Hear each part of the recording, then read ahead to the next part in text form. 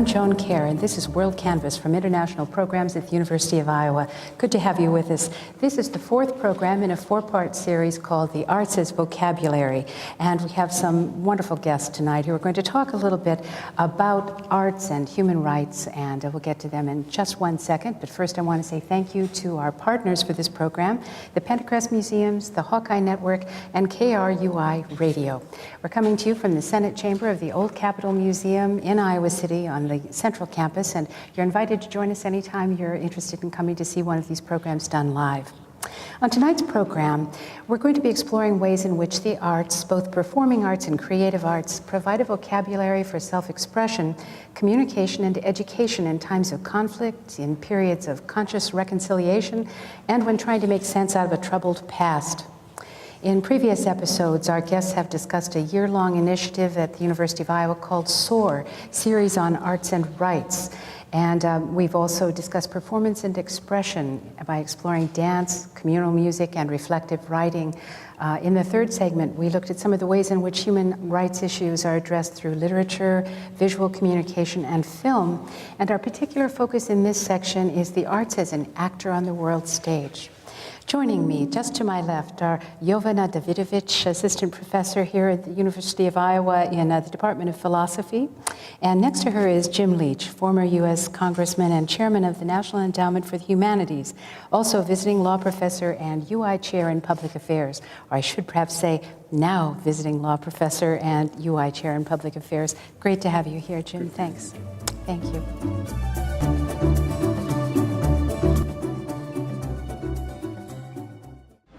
Show your Iowa pride, the Iowa Hawk Shop, where Iowa shops. The ultimate collection of Iowa Hawkeye merchandise, gifts, and apparel. Help support the University of Iowa. All proceeds benefit men's and women's athletic teams and student programs. The Iowa Hawk Shop, where Iowa shops. Show your Iowa pride. Call 1-800-HAWK-SHOP or visit www.hawkshop.com.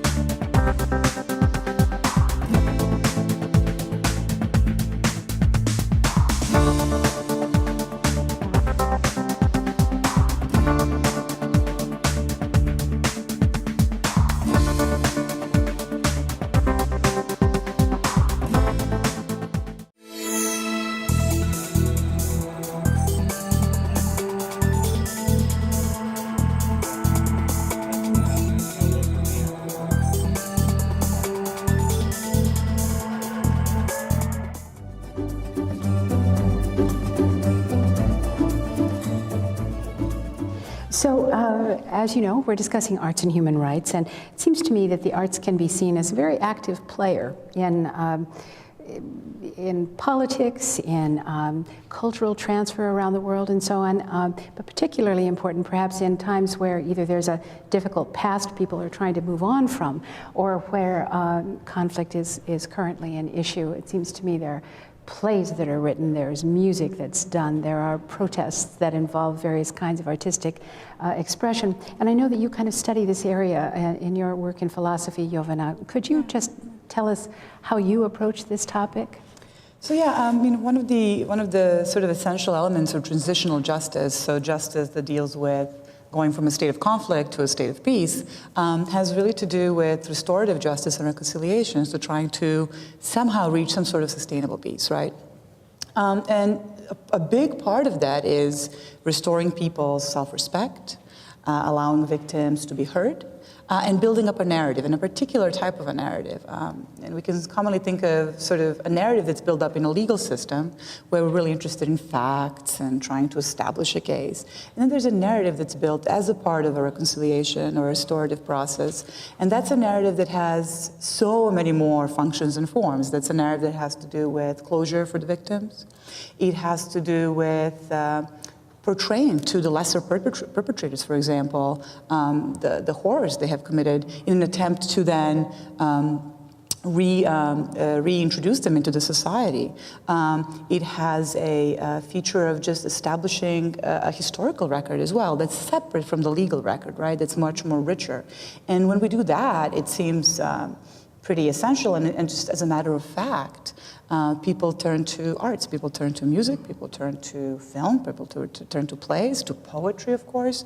And I mean, we can come up with hundreds of examples where this takes place. And I think a big part of the reason for that is because arts is a great translator. So in that way, we don't need to have every single victim tell their story. We can have a story told that in many ways translates all of our experiences. And without art, that would be an extremely difficult thing to do. So while I, for one, find legal remedies really important for transitional process, we will never reach sustainable peace after conflict without the restorative process and without the reconciliatory process. And both of those just necessarily depend on various forms of expression and, of course, arts. All of these forms of expressing yourself. Well, so can you give an example from recent history of an occasion where collecting the narratives has really made a difference? Well, I mean, you can think of either collecting the narratives through a sort of a truth and reconciliation process, and in that sense you can think of the South African Truth and Reconciliation Commission, but then you can also think about, and this is definitely not recent, but you can think of expressions of horror, of war. The first thing that came to mind, which is not recent at all, but it's Picasso's Guernica, right? I mean, that's universal language, right? And as cliche as that may sound, art as a universal language, that is universal language, and allows many of us, not only in different societies, but now through history, to understand and feel somehow related to empathize with the Spanish Civil War, right? Or another form of discussing the same exact war is Neruda wrote a couple of pieces of poetry that express the horror of the Spanish Civil War. And so those are two great examples, I think, of, in this one case, poetry, in the other case, visual art, that are trying to attempt to translate, to tell us something about what happened in the Spanish Civil War. And, I'm sure that we have students on campus that might not have the history, but might be able to understand in a meaningful way some of the elements of that. So it really is about education, in a way. It is absolutely about education. I mean, if you think about human rights implementation, we always think about things like coercion and intervention and sanctions, but that is, both as a matter of fact and as a matter of normativity, something that we should turn to very rarely. In fact, we have many, many other forms of implementation of human rights. We have domestic contestation and engagement. We have external adaptation, where, country next to you changes their behavior. We have assistance, we have inducement, diplomatic or economic, and all of these essentially depend on education. But this is not the sort of education that's going to take place in a college environment, in part because who you're trying to educate is not, there's not people who are always in a college environment. So this education needs to be swift, it needs to be broad, and it needs to be sort of education that motivates people to do something, right? And I mean, what a better way than, to see a movie? I mean, I can't even think of how many people I know who've changed their actions one way or another after watching some sort of documentary on a particular issue that was moving to them. Or listening to, U2's Sunday Bloody Sunday, right? Or something like that, right? So this sort of education that is essential for enforcement and implementation of human rights is really sort of an education that lends itself very well to the art forms.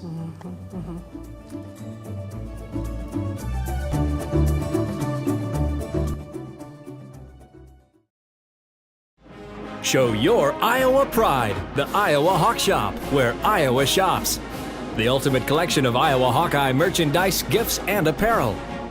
Help support the University of Iowa. All proceeds benefit men's and women's athletic teams and student programs. The Iowa Hawk Shop, where Iowa shops. Show your Iowa pride. Call 1-800-HAWK-SHOP or visit www.hawkshop.com.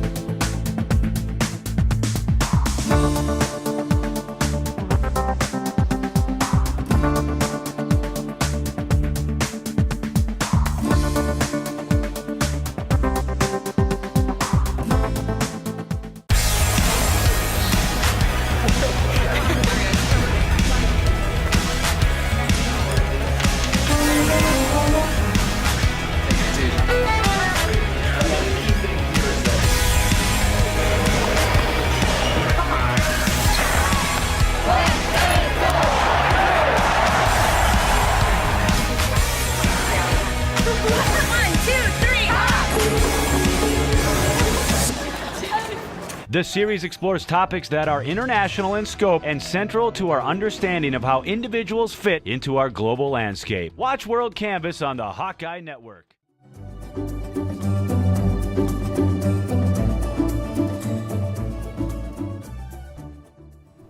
Well, thank you, Giovanna. Jim, you have spent a large part of your life as an elected official, and then these last few years you've been running a really important agency, the National Endowment for the Humanities. And I know that throughout your whole career, you have had a strong interest in and belief in cultural diplomacy, the sharing of art between countries. I know that you've been a strong supporter of the International Writing Program just because of this immersion writers from all around the world have in our community for a period of time, which allows us the opportunity to get to know these writers and their circumstances. Tell us a little bit about how you feel the arts can play and do play a role in human rights around the world. Well, they're extraordinarily powerful. Culture is larger than politics. In fact, politics is usually the surface, and to understand the surface, you have to understand the depths below, which are virtually all cultural. Now, culture is more than the arts, but the arts are a fundamental part of it. Einstein once said that the imagination was more important than knowledge. And so how do you teach the imagination? And really, you don't say imagination is this. I mean, you get it by osmosis, and the great osmosis is really, more than anything, the arts, in terms of art appreciation, art making, really kind of stimulate the imagination, and they're also great reflections of freedom of the mind. Now, having said that, what is the tie to citizenship? The judgments of societies. And it's a really integral tie, because if a people internally can respect the various cultures within a society, they can work together better. A people externally, if you can respect another culture, you have a much higher percentage chance that you can resolve inevitable differences easier. And let's say you have a conflict with another society. If you can respect aspects of the culture that are positive, it's a lot easier to come together afterwards. Now, if you take America, in the 20th century, we were confronted with two extraordinarily profound ideologies of hate, communism and fascism. And how do you make contrast as a people? I mean, if you take fascism, and you take a book like Mein Kampf, it's got to be understood.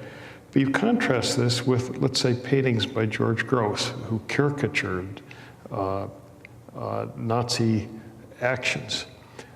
Which is more powerful? If you take communism, I mean, you've got the Communist Manifesto, but which is a greater reflection of freedom, the Communist Manifesto or jazz? Or abstract expressionism, which reflect a people in a greater way.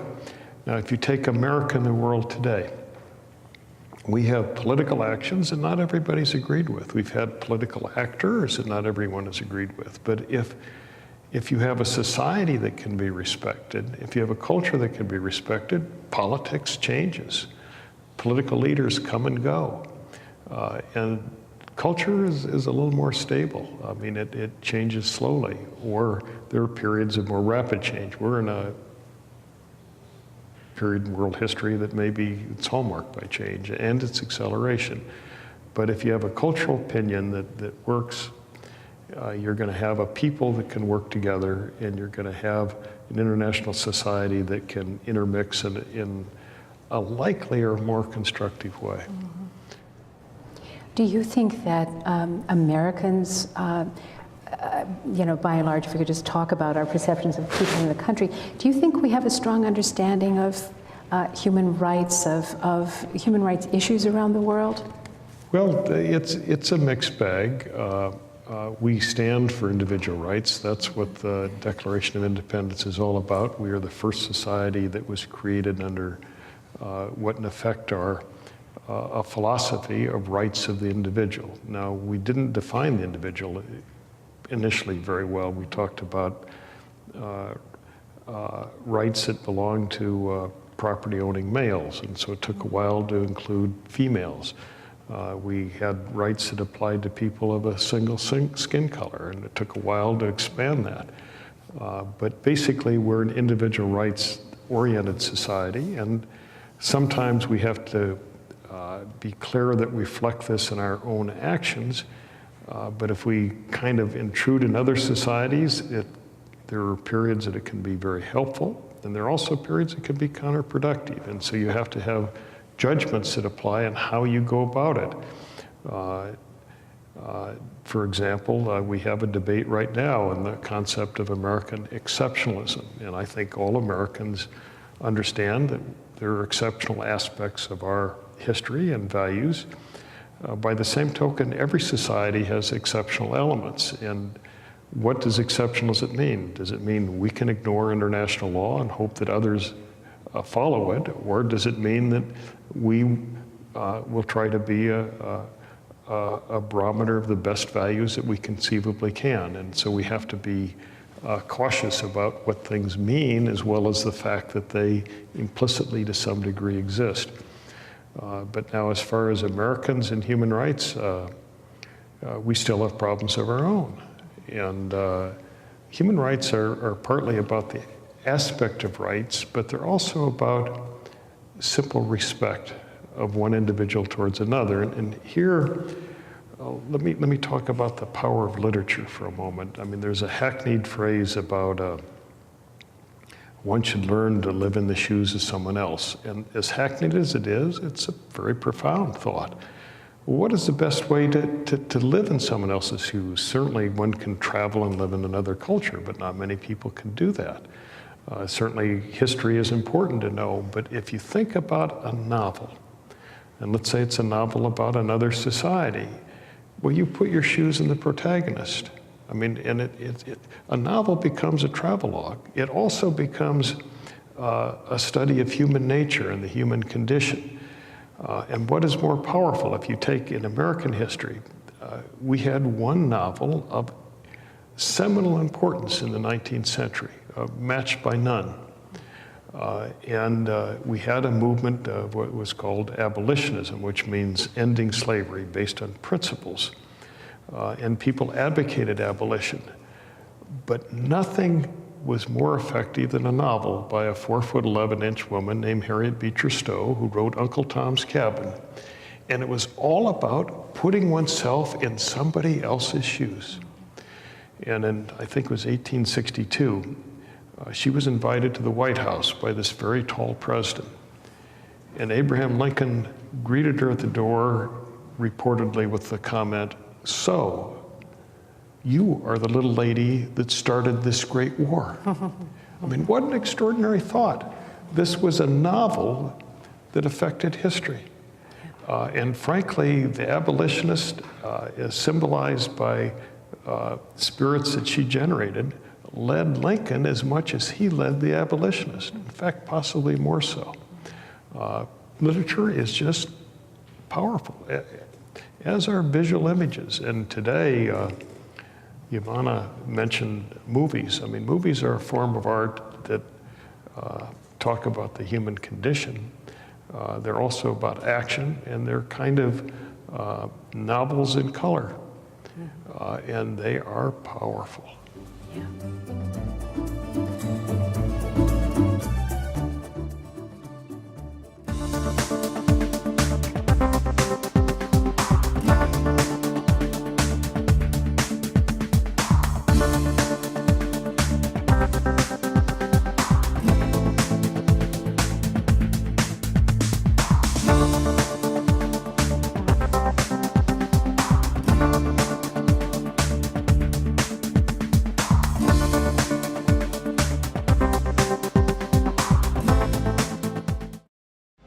Show your Iowa pride, the Iowa Hawk Shop, where Iowa shops.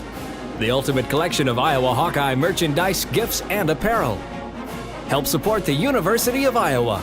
All proceeds benefit men's and women's athletic teams and student programs.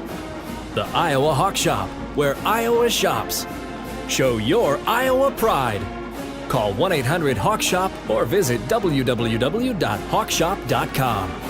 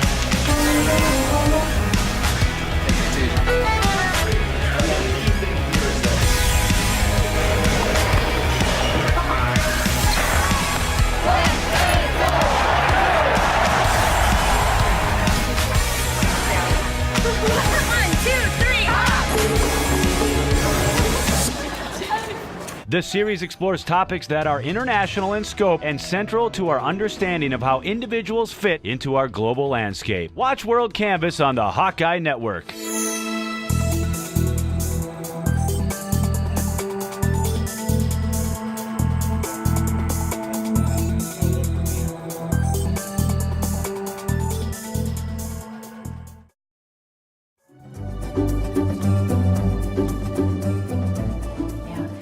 When you speak to your students in philosophy department about issues related to, well, you have to tell me how you would address something like human rights within your philosophy classes, but I know that you work on Well, I actually conflict. teach philosophy of human rights. Okay, so you're speaking to your group of students for the first time, and you try to introduce this concept to them. How do you do that?